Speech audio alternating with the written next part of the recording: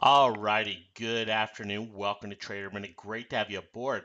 A lot of things to look at here today. I'm not going to dive into candlesticks too deeply here.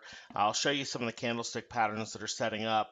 But I want to kind of show you another tool that can be used in conjunction with candlesticks. Yesterday we looked at the RSI, the MFI and the CCI. Show you some another charting technique here.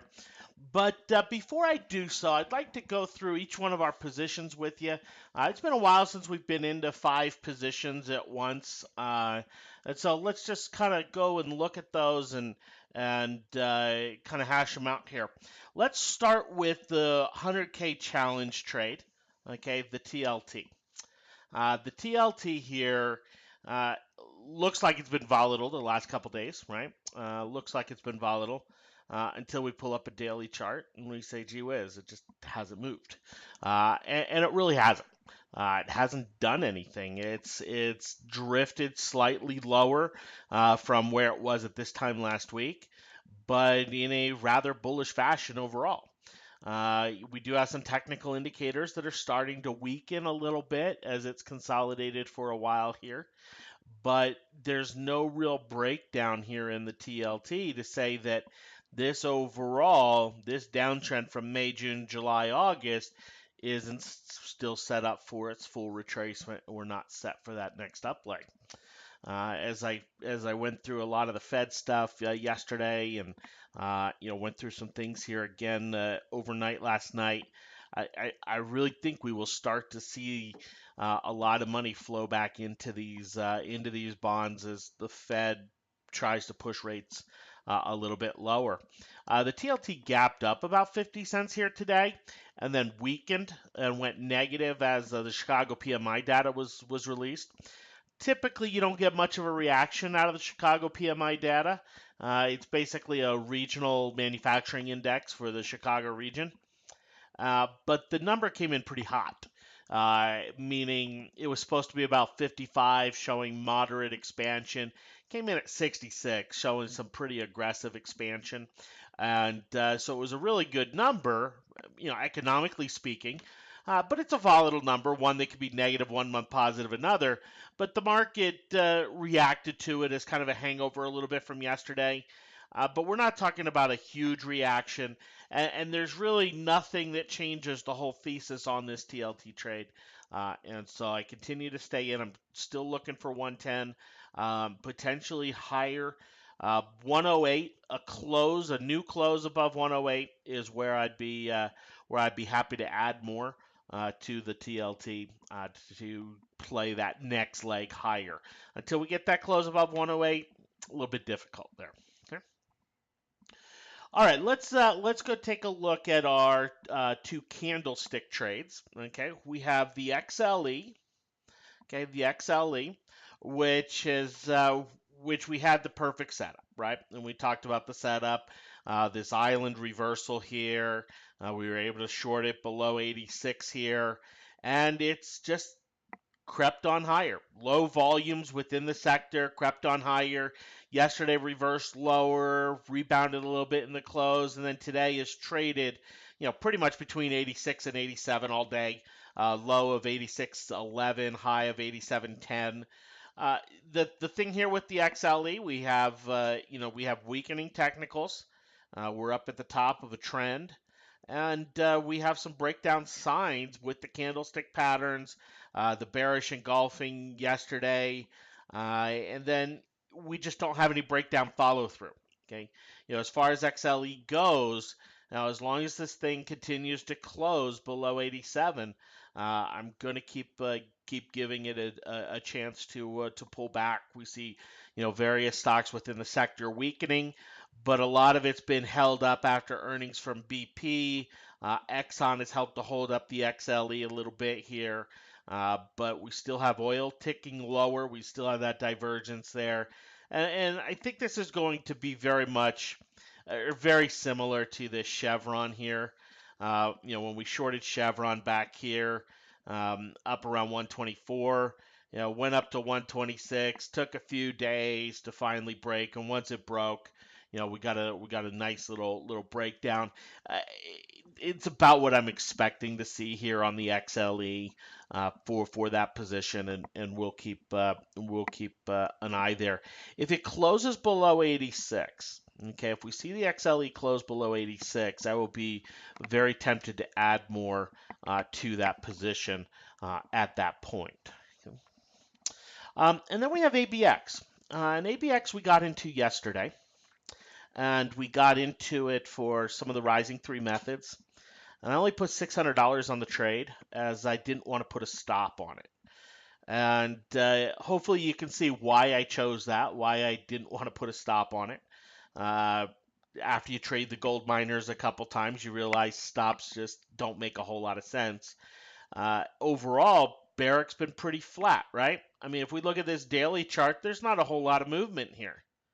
But we know that yesterday when we got in, the stock was up 50 cents. At one point, it was down 70 cents. Then it closed up 75 cents.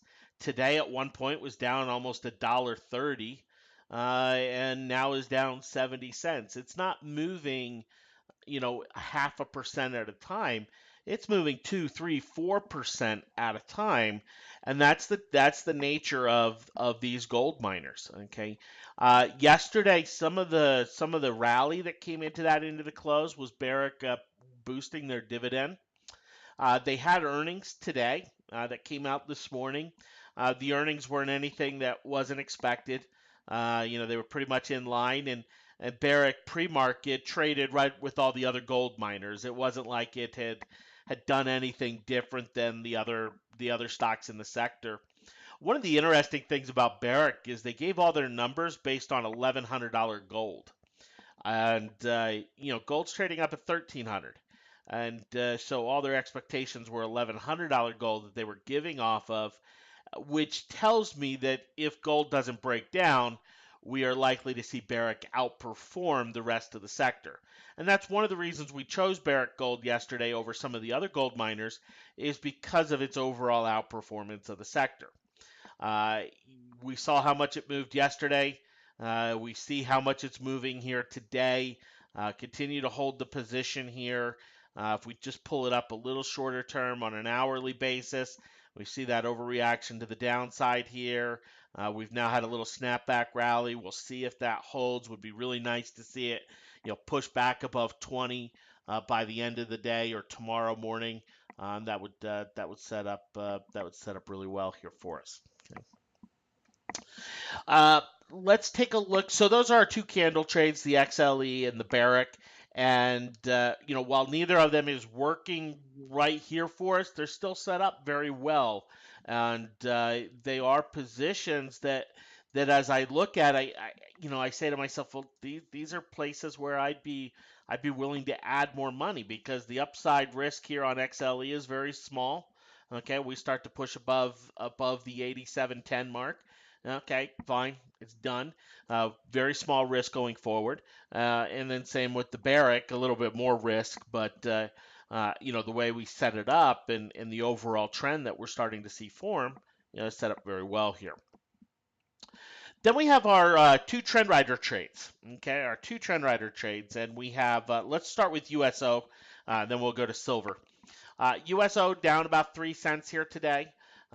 We had the trend rider bear signal back here middle October, trend rider bear signal back here middle September, and then we've had this little relief rally back to the 7-day moving average, and then yesterday just a continuation of the downward trend. And we're just seeing that continue here today. The USO has been up 10 cents at one point, down 15 cents at another, but nothing here from a technical significant standpoint to say, okay, USO is ready to rally and we need to be concerned with the position. We'll just ride it with the 7-day moving average. As far as a price target, where we're looking for the USO to go, we're looking for oil, the price of crude, to come down here into the $92, $93 area. And that's the support level that we are looking at here for crude. And so we're expecting this downward trend to continue over the next probably 2.5, 3 weeks to push it to those levels there with USO. So really, nothing to change on that, or that would cause us to, to worry about that position today, unless we got some sort of major reversal come in on the USO here today. Uh, we're not going to plan on shifting that. All right, then we get to SLV. Okay, SLV. And SLV here today uh, broke our stop, right? Absolutely broke our stop. We're using the 7-day moving average as our stopping point. Okay? It broke our stop. And the one thing about stocks is that they can gap when you trade commodities or foreign stocks, ADRs.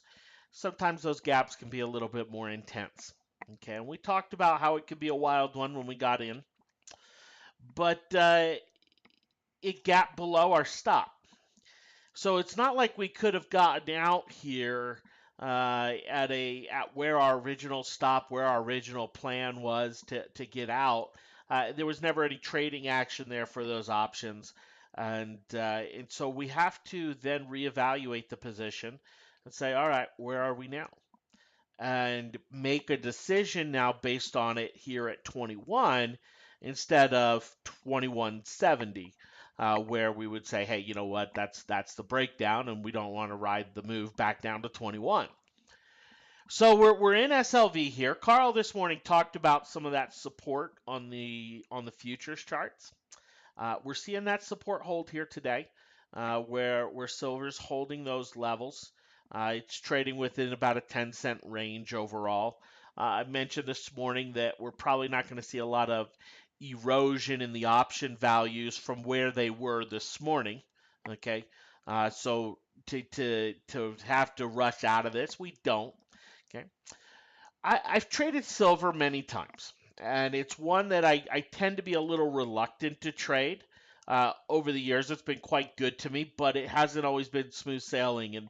And this morning when we gapped down, I'm sitting there, I'm watching silver a little bit overnight, and 5 o'clock in the morning, I kind of turn it on my phone, and I see what's happening there, and it brought me back to a trade on silver, and I want to show this to you simply to kind of understand the nature of silver and why we have to reevaluate the position where we are now. Let's see if I can use this zoom it tool here. There we go. I'll zoom in there a little bit. And this was back in my fund managing days, and this was in 2009, in August of 2009. And the backdrop for the markets here, where markets hit that major bottom in March, they have been continuing up higher. They'd hit overbought conditions and still never pulled back. And there was just the broader market was just in full-on rally mode. Okay, and silver was trading quite volatile. Notice this pullback here in a month, in 6 weeks, from 15 and a half down to 12 and a half. We're talking about a major pullback from a percentage standpoint, right? Then we get this little uptick right in here. We see silver pull back, go set a new high, and so we had started to create a little bit of a series of higher highs and higher lows. Okay? Kind of the backdrop there. And silver had made this gap up here to 14. Okay, this gap up to 14, it held that and was starting to pull back. And we were looking for an entry opportunity to get long silver. Well, we had this bounce off 14 this one day. We pushed up, closed above the 7, and so we bought it here. Okay, we bought it here at about 14.35 and said, okay, 14 is our stop level. Okay, we break 14, we're out. Well, next day, great. Went up, fantastic, nice, whoop-de-doo. We were looking for silver to go to a new high. So we didn't expect 15 and a half to be much resistance. And so we were expecting a new high. And then we get this little pullback, right? And then we get the big gap down. From 1440, okay, down to essentially 1370, about 70, 75 cents. on silver, which from a percentage standpoint is a much bigger gap than what we have today. And at this point, okay, we broke our stop. Okay, we broke our stop. Do we get out? Okay, do we get out, or do we analyze it from where it's at and say, okay, now what do we do with it? Okay, and that's what we had to do. We had to say, you know what? Yeah, we wanted out if it broke 14, but now that it's trading down here at 1360, it's a little bit of a different animal. Okay, it's a little bit of a different animal. So what we basically did is we went back to this candle right here, this strong bullish up candle here. We drew our stop here around 13 and a quarter and said, okay, we hold 13 and a quarter. We're good to go. And it was the reason I remember it so vividly is it was annoying. It was just annoying to watch and annoying to watch and annoying to watch. And we ended up getting out right here on this gap up to 15 and a half right here, which phew, we got not quite a double on it because we had some time decay erosion on the option, but we were so happy to okay, finally break through and be out. Now will silver play out in that direction this time? Who knows? Maybe not. But at this point right now, and the reason I bring this up is, we need to evaluate silver for where it's at, not for now having the breakdown, but now, okay, what's the further downside potential on silver? Because in general, we are seeing a higher high and a higher low come in, the aspects of an upward trend. And so we've been watching it today, kind of saying, all right, where is it going to stick? And I said, best case scenario is we have a little bit 10-cent rally into the close and then a gap up tomorrow. We create a little abandoned pattern here. The delta on the SLV has gone down significantly, meaning if SLV pulls back another 60, 70 cents, we'll lose about 30 cents on our options. So we don't have a huge amount of risk. We do have some, but it's not as high as it was. So we're still kind of watching it and seeing, all right, where do we kind of go with this? We may pull it off into the close, uh, but we may continue to hold that here. We haven't made our final decisions. I want to show you something here today that's kind of weighing on our decisions, and instead of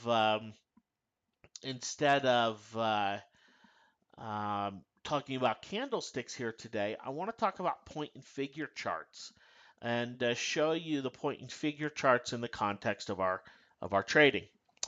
A point and figure chart is a very curious chart. It's one of the oldest types of charts, and back in the days before high speed internet, your traders they would go down to the broker house, right? And they would see the tickers go through, the prices come up on the wire, and they'd say, okay, you know what, IBM's trading at 5 1/4, or 5 1/8, or 5 1/2. They didn't even have decimal. They didn't have the decimal points back then. And what the traders would do is they would basically have a sheet of paper that was basically like graph paper, like you'd see in school. And let me show you here. I'm just coming down to the bottom of this chart, and I'm just going to click here on point and figure. Okay, point and figure. So they get a piece of paper that looks like this with the grids drawn into it. And they would say, okay, every time we have a dollar uptick in the stock, okay, we'll put an X when there's an uptick by a dollar. And every time there's a dollar downtick, we'll put a 0. Now, different traders would do it in different ways. Some would say, you know what, in order to start putting zeros in, I need to see a $3 drop. Okay. Some would say that in order to see or to start putting the X's, you need to see a $3 rally. Okay. So they would use these types of charts, these point and figure charts, and the advantage to them was it took out time. Okay, it absolutely took out time out of the equation. Okay. The disadvantage is that it would sometimes they'd be a little slow. There was no real common usage with them. And, sometimes they were prone to reversals, but those are some of the disadvantages with any type of technical trading. Okay. One thing that traders liked about these types of charts and they developed were price targets. Okay. Now, here I have for silver, and it's telling us there's a bearish price objective with a $2 price objective on silver. Okay. That's a little ridiculous. Okay, that's a lot of ridiculous. Okay, these price objectives for these point and figure charts, I'll show you where you can read all about how they calculate it, but they're not necessarily very accurate. But what is pretty accurate is understanding the major concept of the trend. Okay, so on this point and figure chart, what they're doing is whenever silver goes up by $1, the SLV goes up by $1 here. Okay, they're putting an X, and whenever silver falls by $1, they're putting a 0. Okay, now in order to put 3 X's in, okay, they need to see a $3 rise. Otherwise, it's insignificant, and they'll just continue down with their zeros. This whole drop here from 32 down to 18, they continue to put 0, 0, 0, 0, 0 on each one of the drops. Well, there were rallies during that time. There were dollar rallies in that period, but there was never a $3 rally. So there was no reason to put X's in. Once there was a $3 rally, then they started to fill in the X's, and they continued on until there was a $3 drop, okay, on silver. And you'll notice down here they put time, but sometimes you get a lot more X's and O's in one year and a lot fewer in another year. 2011 silver was pretty volatile, so you have a lot more X's and O's during that time. 2012, not so many. And then so far here in 2013, not a lot at all as far as X's and O's go. Now you'll see some letters and some numbers in here. That's Stock Chart's way of counting time. So A is January, February, March, April, and they kind of take those out with the with the numbers. Excuse me, 1 is January, 2 February, and they go all the way up to 9, which is September. Then October is A, November is B, and December is C. Okay, so that's just their way of marking time here. These are nice charts if you're looking from a long-term investment standpoint, but a dollar move is, that's a 3% move. That's a pretty big move. You may want a little more accuracy than that if you're trading. Okay. What I find to be the best for recognizing trends for swing trading, okay, and option trading, is down here under chart attributes, instead of using a daily, using a 60-minute. Now, it's not changing the time, okay? All it's changing is the box plot over here on the right-hand side. Notice how instead of it being every dollar, okay, it's every 15 cents. So in order to start drawing zeros, okay, you need to have 15 cent, 15 cent, and 15 cents. So a 45-cent drop. That's why yesterday they drew a whole bunch of, or today they're drawing a whole bunch of zeros, because we've had those significant drops. Now, in order to go to the next column and put in 3 X's, we need to have a 45-cent rally. Okay, basically a three box rally. Okay. But what's going on, big picture here with silver? Okay. Notice how it calculates a bullish price objective, 25. Could we get there? Sure. But I'm not really too concerned with that. But what it does say is, hey, we do have a bullish pattern overall here with silver. And now notice, because of the way these X's and O's are drawn, you tend to see support and resistance much easier. Okay, much easier here. In fact, we had bought into silver as it was breaking out above this downward trend, broke into new highs. Okay, broke out there. That matched what we saw on our trend rider. Now we've had the pullback. This is where SLV is. Where do we say? Where do we say, hey, you know what? We're back at support. Where's the breakdown? Okay, where's the breakdown? Well, look at all this action in here this year, okay, or over the past months, all between about 2070 and about 2020. Okay, about 2070 and about 2020. Okay, all this price action. That's the support area. Okay, that is the support area here for silver. Okay, we can see that on the SLV daily chart. Okay, we can see that, but a lot of times these point and figure charts can make it a little bit clearer. Okay, so one of the reasons we're looking at saying, you know what, now that we've had this breakdown below the 2170, right? It happened on a gap. It wasn't anything we could get out there. All right, where's the next support? Is it worth holding on there and playing that higher? And that's kind of what we're trying to ascertain as we look here at the SLV. And so far, from my perspective, I'm looking at it, and I absolutely want to hold. I really would like to add more overall because of the general uptrend. But in order to add more, I would like maybe a little bit of a gap up tomorrow to give me a little bit of confirmation on that. Okay? Not making the trade decision based on the point and figure chart, but understanding where the major levels of support and resistance, those significant areas are, and being able to look at this and say, okay, yeah, SLV is pulling back, but it's not breaking down. Okay, it's not breaking down or shifting the trend. For curiosity's sake, let's pull up our other positions with this. Let's take the TLT. Okay, let's take the TLT, and you notice the resistance areas here.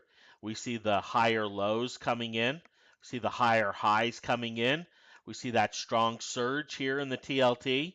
Now it's having a little bit of a reversal, but it's not changing the overall trend at this point. Okay, they have a 116 price objective on the TLT. We're looking 110, 112. I'm not going to look to ride up there till 116, but I look at the TLT here and it shows me the same thing we see on our point and figure chart. Not really a major breakdown. Okay, let's put in USO. Okay, let's put in USO here. Okay. USO ticking up a little bit. It's been up today, it's been down today. Is the action in USO today really significant to react to? Right? In our trade, we're riding it with the 7-day moving average, but you notice the major breakdown here in oil. Okay, 36.48 on the USO was the support area. That broke down. We had a little bit of a rally that we saw even on our candlestick charts.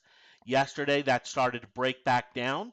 Okay, we're looking at the bearish side. Now, their price objective matches about what our price objective matches. Okay, but USO, what would it take to reverse this bearish signal? Okay, well for us, it would take a break above the 7-day moving average. For here, you're looking at a break above 35 and a half. Okay, but we see the major trend shift that has happened here with oil as the upward trend broke, the consolidation happened, and now it's broken down. In point and figure theory, the longer the consolidation, okay, or the greater the width of the box plot, the stronger the breakout. So we have quite a wide box plot here. 1, 2, 3, 4, 5, 6, 7, 8, 9, 10, 11, 12, 13 columns breaking down. That's a more significant breakdown than if it were a 2 or 3 column width here. Okay? So a much more significant breakdown, and they tend to go on either uptrends or downtrends for a longer period of time. Let's take a look at ABX in regards to that, right? I mean, here's ABX. Is today's price action, significant? Well, we already looked at it on the daily chart, okay, and the wildness here with the ABX. Okay, But overall, you still have this consolidation going on, okay, with ABX. You don't have any sort of breakdown. And you'll notice that bouncing between 20 and a half and 19 and a half has been a very common occurrence, which is why I didn't want to worry about a tight stop here with the ABX, knowing how much that can move, and for it to move right back up to 2050, you know, we may see that by the end of the day. I'm not going to bet on that, but that could happen very, very quickly. Okay, but overall, in a bullish pattern, okay, 27 price objectives, a little aggressive, okay, a lot aggressive, but overall in a bullish pattern. Okay. Uh, then you can look at any of our positions there. Let's take the XLE. We haven't looked at that one here. Okay, and this one has a bullish price objective overall. It has a strong uptrend in regards to the point and figure chart. Okay, so why are we short it? Well, we started seeing the resistance come in up here at 87 with some of the candlestick patterns. Even the potential as far as a pullback to remain in the uptrend is strong. But notice how this uptrend looks a lot different than the uptrend you see on the candlestick chart. The reason being is they take time out. They take out the insignificant candles, the insignificant moves. If it's not moving in a significant manner, the point and figure chart doesn't even capture it. If it's only moving 20 or 30 cents a day, point and figure chart won't even capture it. Okay? It's only capturing significant price moves. Okay, so you can kind of see where the resistance is here on the XLE, where that's built. Okay, where that's built. You can kind of see where the next support level here on the XLE is, down here around 83. Okay, would be the next major support level for it. And so one of the things you can do whenever you're looking at a candlestick trade is kind of put it in the context of the point and figure charts. Are you seeing something similar? Are you, or is there something completely different? Are you seeing something on the chart that says, "Hey, this has to go up," but when you go to the point and figure chart and you take out some of the insignificant price action, you say, "Ooh, wait a minute, this is maybe in trouble." Okay, or vice versa. I don't trade solely based on point and figure charts. Okay. But before I get into any trade, I pull up the point and figure chart to see, hey, does my trade kind of match up what I'm seeing here? Okay, what I'm seeing here. Jay, Jay, you mentioned Bank of America puts. Okay, yeah, let me go take a look at them. I'll take a look at all our positions one more time, and I'll show you some of the other candles that are out there. But with these point and figure charts, if you want more information on them, just right down here below it says understanding. You can click on that and it'll show you some of the basics, how they draw some of the trend lines, what some of the breakout patterns mean, how they calculate the price objectives down here below. Okay. You'll also be able to see how much these charts can be manipulated. Basically, this is a statistical thing where you can make the chart look like anything you want to tell any story that you want. So you have to make sure you have some consistency with what you're looking at there with the point and figure charts. But they can really be nice in regards to just understanding the broader context of your trade. For us here today, having to reevaluate SLV just a little bit because of the major gap, and then having to evaluate some of the other things as they're moving here today. Okay. All right, let's go take a look here. Jay, you mentioned Bank of America 14 puts expiring tomorrow seem incredibly cheap at 5 cents. Okay, 5 cents with it being at 14.05 currently. Okay, seems like a gap down would pay off huge. Absolutely. Let me go and double check that price here. Um, Look at that price here with you. So Bank of America, the weeklies, November 14s at 5 cents. Gee whiz. Yeah, if you're looking for a gamble, I mean, I can't argue that, right? I mean, you see some volume building on that for a reason.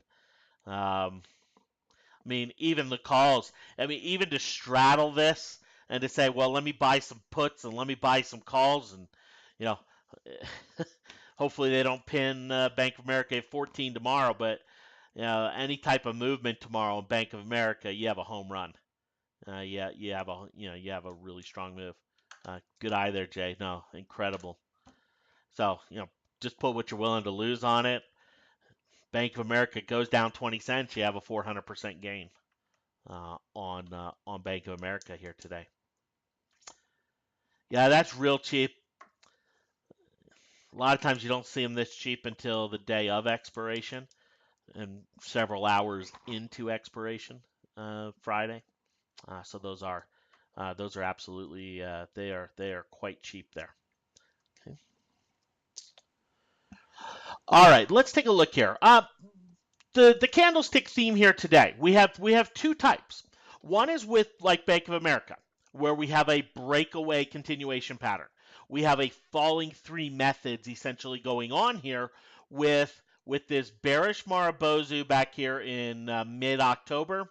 Then we have a five candlestick pattern where it just kind of consolidates, never leaves the bearish Marubozu candle as far as breaking it to the upside, and now setting a new low.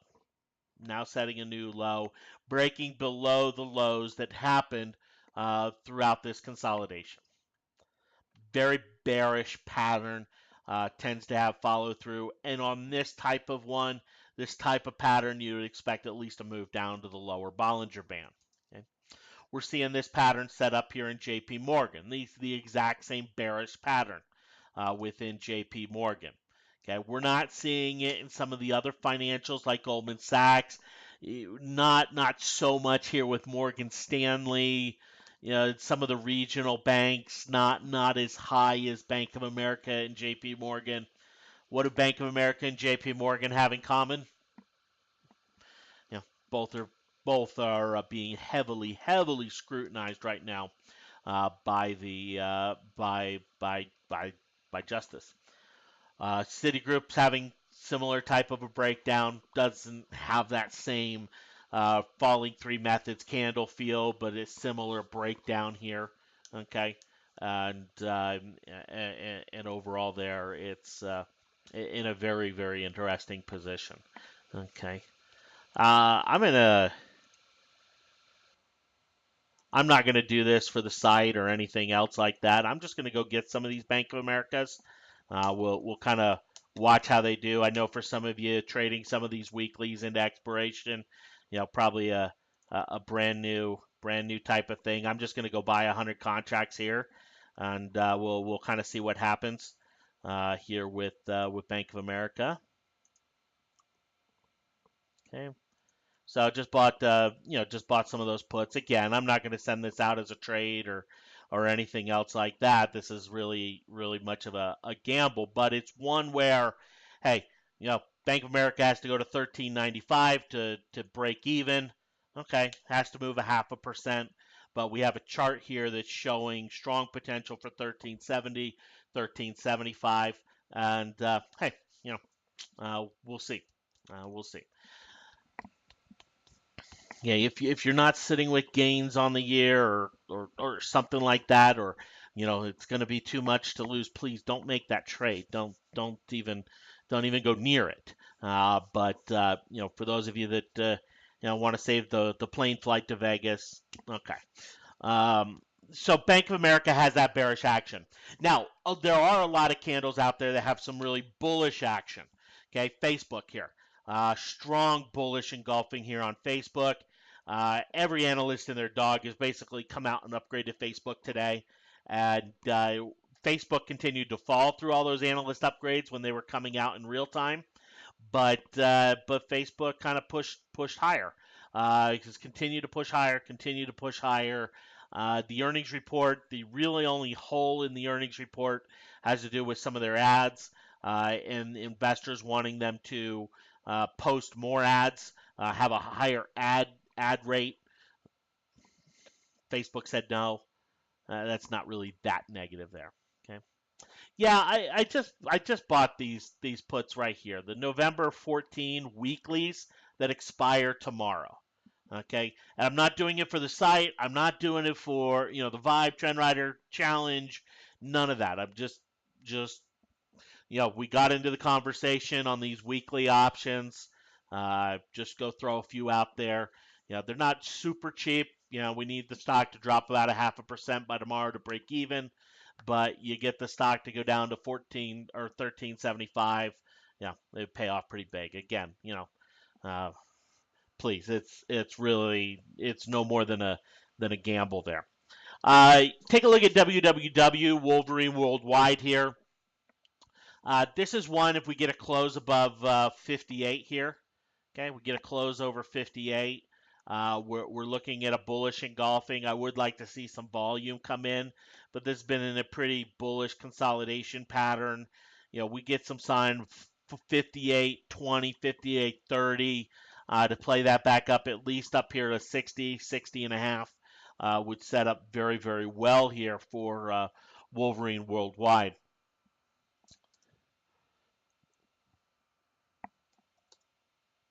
PWRD. PWRD. Perfect World. This is a volatile stock, one that will exaggerate in some of its movements. But yesterday pulled back just slightly with the market. Today with the market flat, outperforming the market tremendously on a nice bullish engulfing candle. Okay, now you're basically playing this 17 level of support here. Okay, that's where we had the strong volume come in the other day. Here at 17, PWRD has not been able to break down below 17 here. Okay, it's not been able to break down below that point, but it now bouncing off it here today with a bullish engulfing. Very interesting setup there on PWRD. For those that want to play the bullish engulfings, you use 17 as your stop here. Okay. Another one from a bullish engulfing standpoint that's very interesting is United Technologies, UTX. Now, UTX is in a consolidation mode. The Bollinger Bands are pretty flat. Okay, sold off yesterday with some light volume, rallying today here with some light volume. But if this is able to close above about 107 and a half here today, we get a little rally into the close, 107 and a half, and some volume uptick into the close would be a bullish engulfing, may be worth going after. One of the downsides of this type of bullish engulfing is it's happening within the context of a bearish engulfing just a week prior. Um, so there is some concern there. Allstate, okay, Allstate here, good volumes on it today. Gap down, really strong bullish engulfing here for Allstate. It had a bearish hammer candle right back here a few weeks ago, but on relative, not huge volume. So to get a bounce here up to about 54 and a half, 55, would it be too much here for Allstate? Low dollar stock, Siri. So whenever you're dealing with the low dollar stock, you're talking a little bit more risk. But we had high volumes come in down here around 370. Okay, today bouncing off of 370 with a bullish engulfing. You don't have the volume, okay, but you have a support level, very much like PWRD. Okay, and these types of charts, okay, in 2013, these types of charts have worked. Okay, these small bullish engulfings around these high volume support areas, they have had follow through. They've had much more follow through than some of the bearish engulfings that we have seen out there. You have something like Discovery Communications. Bearish engulfing yesterday. Today, a very strong bullish kicking candle. Okay. One that I don't like where it is right here. Okay. Don't like where it is right here, right now. But we start to see this flatten out for 2 or 3 days. We get some sort of bullish continuation pattern. Would be very interesting there. Okay. Now, perhaps the one I'm the most interested in as far as entering and saying, you know what, for the candlestick challenge, this one really intrigues me, is DuPont. Really good earnings out of DuPont. They gapped up, they sold off. Part of that just some of the weakness in the market, but they had this nice breakout that we had talked about above 60 and a half. Good volume breakout. They've sold off on really small volume the last several days. right back to the 7-day moving average. Bullish engulfing on it here today. This has all signs of wanting to just have one of those nice continuation patterns, take it up into the 64, 65 area there for DuPont. Again, though, very little volume, very, very little volume. I don't necessarily need a ton of volume to come in today because of some of the volumes we saw back here on the breakout. But to play DuPont higher here with a 61 stop has some really good risk reward on that for those that want some upside plays with it. Okay. In general, market. Okay, IWM. You guys had asked me if I'd like puts on the IWM this morning, and I said I do for the month of November, but you probably get them cheaper. They are cheaper now. As far as how much cheaper can you get them from this point, chances are you get them cheaper a little bit in the morning tomorrow. And as we've seen in 2013, we've just seen continually that the last day of the month we see a little rally into the close, and the first day of the month we see a little rally on the open. And so potentially piling into IWM short on a little rally in the morning. That's probably the best setup that we have there for those looking for IWM puts. All right, so our positions, we have our two trend riders. We have the SLV here, which again we're kind of evaluating. It really hasn't moved today. It's really pretty much sat flat here overall. It's down in this support area. We'll have to make a decision on that. We will, I'll be on video and we will absolutely talk about that. We also have USO for the trend rider, which has been up, down, up again, now down, but none of the action's significant from a technical standpoint. Still trading below the 7-day moving average. All the technicals continue to point lower. We have the TLT for the 100K challenge, which, flat today. It didn't hold its gains on the open this morning, but still in a very good position there overall.